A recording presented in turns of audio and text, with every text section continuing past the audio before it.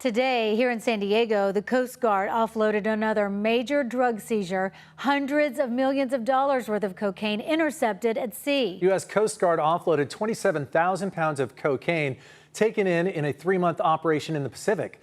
CBS 8's Abby Black is live on the Embarcadero with details on how they're catching these smugglers. Abby.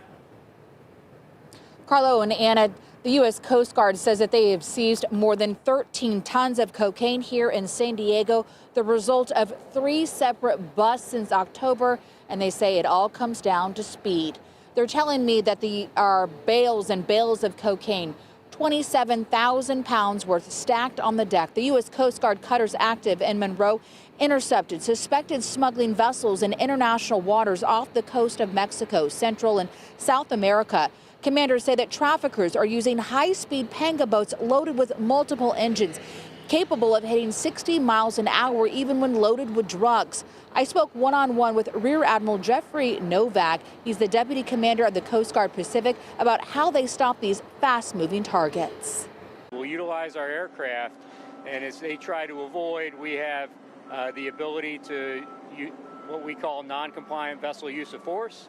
So from an aircraft, we can fire warning shots and then disabling fire to disable the engines, shoot out the engines of the go-fast vessel.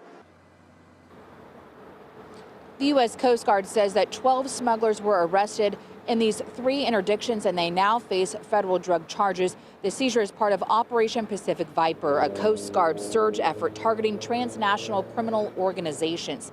Now, this is becoming routine. As I was looking through our archives and our previous stories that we've done, I found that this is the fifth major cocaine offloading that we've covered here in San Diego this year since February, and that's totaling more than $650 million in drugs that have been seized.